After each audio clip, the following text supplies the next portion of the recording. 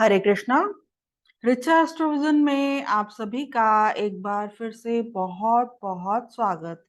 आज हम फिर से एक बहुत ही इंटरेस्टिंग टॉपिक पर बात करने वाले हैं और वो है कि अगर किसी व्यक्ति की लाइफ में राहु ग्रह की नेगेटिव एनर्जी का इन्फ्लुएंस जो है वो बहुत ज़्यादा है, तो इसके हमें उस व्यक्ति की लाइफ में क्या सिम्टम्स, क्या लक्षण दिखाई दे सकते हैं। और इसके साथ ही आज के इस वीडियो में हम ये भी जानेंगे कि हम किस तरह से राहु की नेगेटिव एनर्जी को चैनलाइज करके लाइफ में बहुत ज़्यादा सक्सेसफुल भी हो सकते हैं, क्योंकि राहु ग्रह जो है वो हमारे सबकॉन्शियस माइंड को भी रिप्रेजेंट करता है। तो आइए शुरुआत करते हैं। देखिए, वैदिक ज्योतिष में राहु ग्रह को छाया ग्रह माना जाता है, लेकिन शैडो प्लैनेट होने के बावजूद राहु ग्रह जो है वो इतना शक्तिशाली है कि सूर्य और चंद्रमा तक को ग्रहण लगा सकता है। तो इंसानों की तो बात ही क्या। और अगर किसी व्यक्ति के बर्थ चार्ट में राहु ग्रह की प्लेसमेंट अगर खराब है, तो ये इस वजह से व्यक्ति जो है वो लाइफ में इतना परेशान हो सकता है कि वो रात को चैन से सो भी ना पाए। और इसके विपरीत अगर राहु की एनर्जी बर्थ चार्ट में बैलेंस्ड है, यानी कि राहु ग्रह बर्थ चार्ट में वेल प्लेस्ड है, तो ये व्यक्ति को रंक से राजा तक बना सकता है। तो आज के इस वीडियो में हम अ, राहु ग्रह की एनर्जी, नेगेटिव एनर्जी अगर किसी व्यक्ति की लाइफ में बहुत ज़्यादा है, तो उसके क्या लक्षण, क्या सिम्टम्स उस व्यक्ति की लाइफ में हमें दिखाई दे सकते हैं, इसके बारे में कुछ इंटरेस्टिंग फैक्ट्स को हम शेयर करने वाले हैं।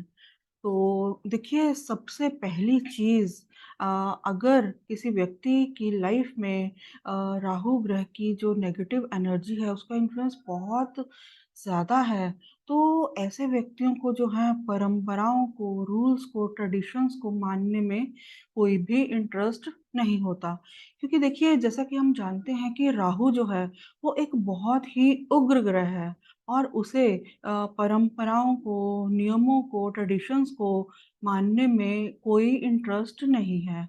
और ऐसे व्यक्ति जिनकी लाइफ में राहु की नेगेटिव एनर्जी का इन्फ्लुएंस जो है वो बहुत ज़्यादा है, ऐसे लोगों को किसी की दी हुई सही गाइडेंस, सही सलाह जो है वो कभी भी रास नहीं आती।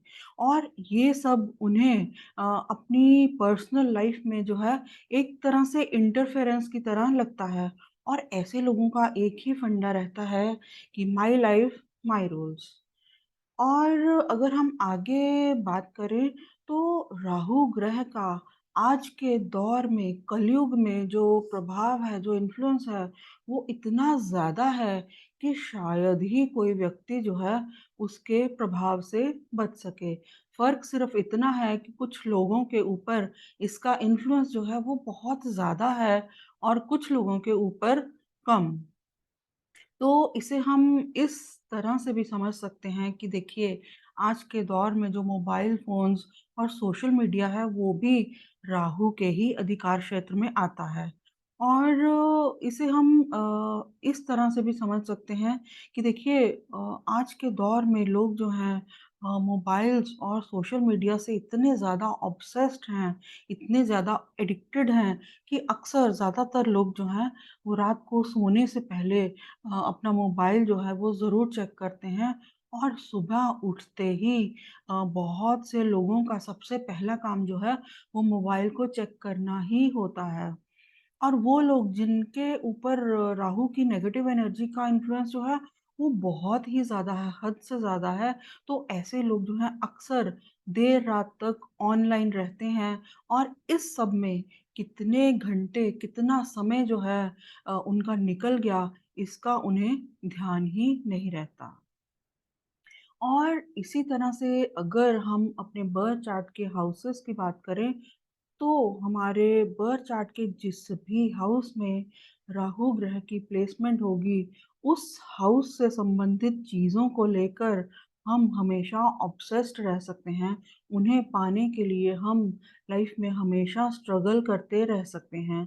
और इस स्ट्रगल में हमारे लाइफ का कितने दिन, कितने महीने, कितने साल निकल गए, इसका भी हमें ध्यान नहीं रहता।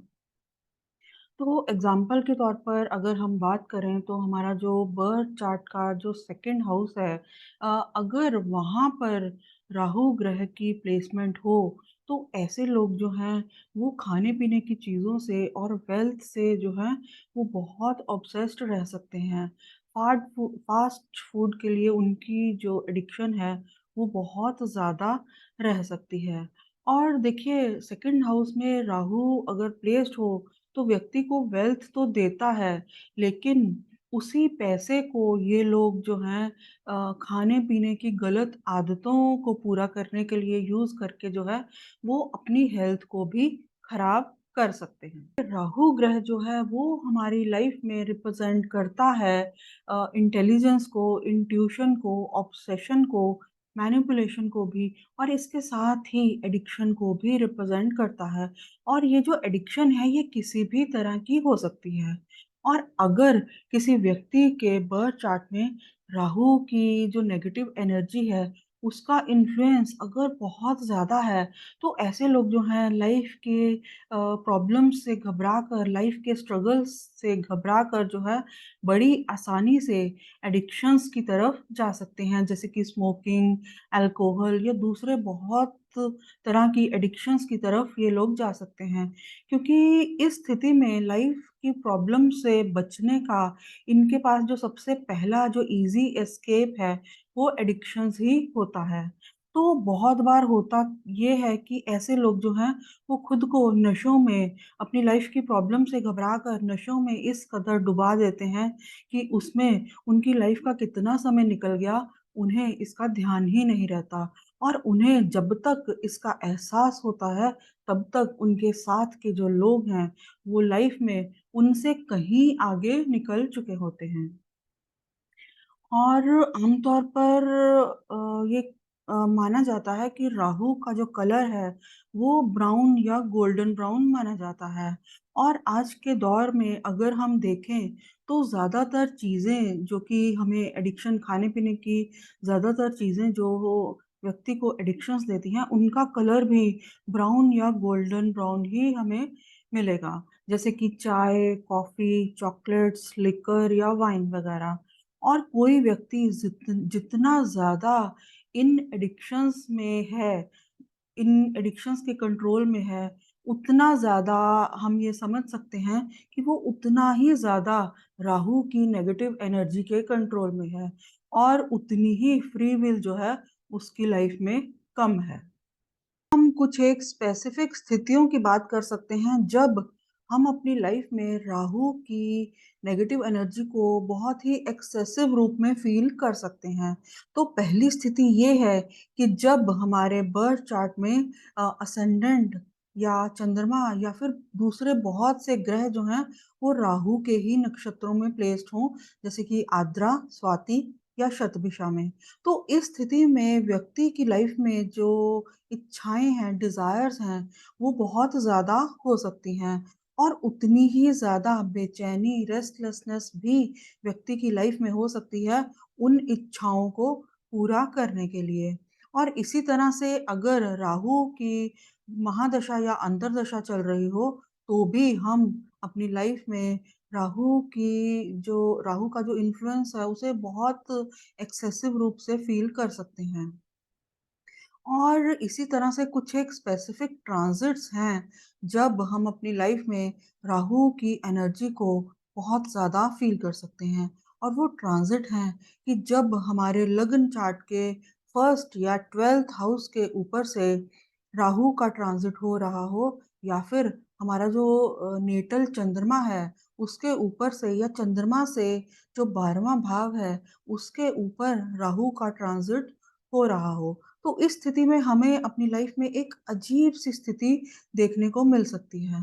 तो इस स्थिति में व्यक्ति या तो पास्ट की बातों को सोच-सोच कर, पास्ट की गलतियों को सोच-सोच कर परेशान रह सकता है या फ्यूचर की प्लानिंग जो है, वो करता रह सकता है। या तो व्यक्ति जो है, वो पास्ट में रहेगा या फ्यूचर में रहेगा और प्रेज़ेंट में रह पाना जो है, उसके लिए काफ़ी मुश्किल हो जाता है।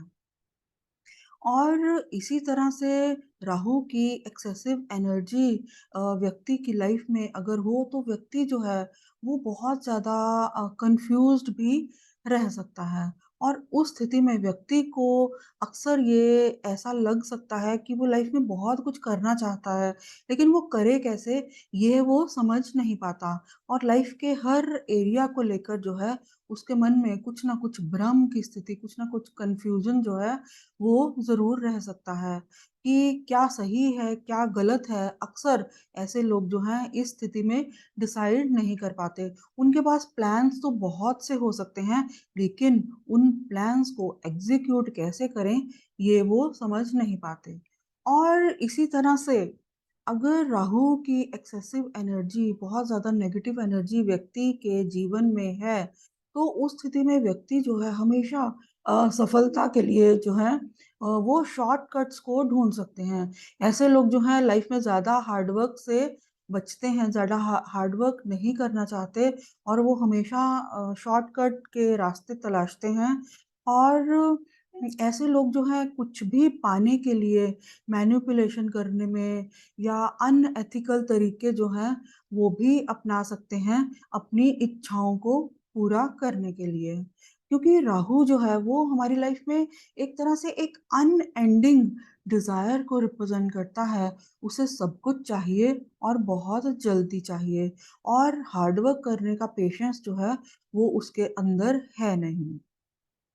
तो अगर राहु का बहुत ज़्यादा इन्फ्लुएंस को किसी व्यक्ति की लाइफ में अगर हम एक लाइन में सम अप करना चाहें तो हम कह सकते हैं कि हज़ार ख्वाहिशें ऐसी कि हर ख्वाहिश पे दम निकले। तो इसी तरह से अगर हम किसी व्यक्ति को बहुत ही अजीबो-गरीब हेयर स्टाइल में देखते हैं या बहुत ही अजीब तरह का ड्रेसिंग सेंस उस व्यक्ति का देखें तो हम ये समझ सकते हैं कि उस व्यक्ति के ऊपर जो राहु की नेगेटिव एनर्जी का इन्फ्लुएंस जो है, वो बहुत ज़्यादा है।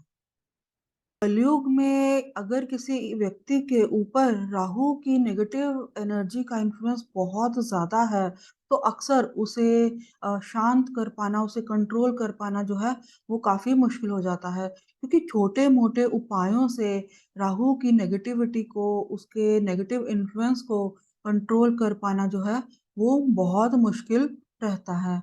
और जो भी व्यक्ति राहु के बहुत ज़्यादा नेगेटिव इन्फ्लुएंस में होते हैं, ऐसे व्यक्ति जो हैं, वो जानते तो होते हैं कि उन्हें करना क्या है, लेकिन वो ज़्यादातर जो है वो रेमेडीज़ को नहीं कर पाते, क्योंकि राहु ग्रह जो है, वो उन्हें ऐसा करने ही नहीं देता।